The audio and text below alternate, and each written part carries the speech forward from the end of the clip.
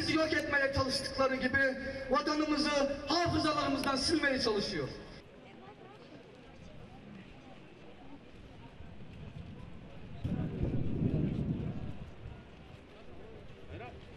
Uluslararası insan hakları örgütleri bağımsız araştırmalar ve bazı ülkelerinde dile getirdiği gibi Çin'in Doğu Türkistan'da sözde ıslah ve eğitim kampları adı altında Nazi kamplarında yaptıkları uygulamaların 21.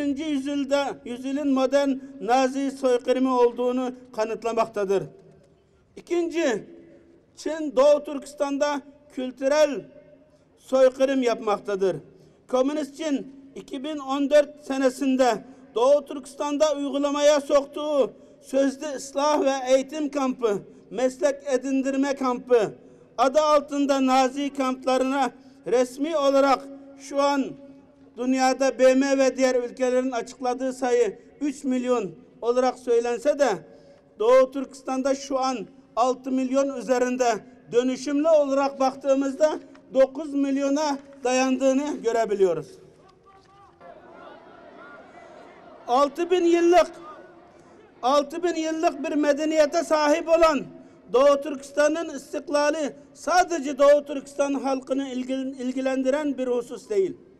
Önce Batı Türkistan'daki Türk Cumhuriyetleri olmak üzere tüm Türk devletlerini ilgilendiren, dolayısıyla tüm Türk İslam alemi ve insanlık için barış ve istikrar getirecek olan bir meseledir.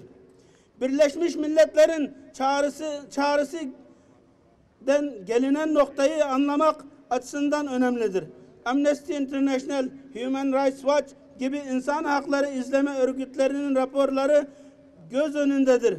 Türkiye Dışişleri Bakanı Sözcüsü ve AK Parti Sözcüsü ve Dışişleri Bakanımızın BM İnsan Hakları Komisyonu'nda Çin'in Doğu Türkistan'da sürdürdüğü insanlık dışı toplama kampları konusundaki yaptığı sert eleştirileriyle birlikte Japonya, BM, AB ve ABD gibi ülkelerin Doğu Türkistan'da yaşananları dile getirirken İslam dünyasının sessizliği zaman zaman Çin'in Doğu Türkistan'daki zalimane politikalarına destek mahiyetinde yaptıkları açıklamalar ve eylemler bizi derinden üzmektedir.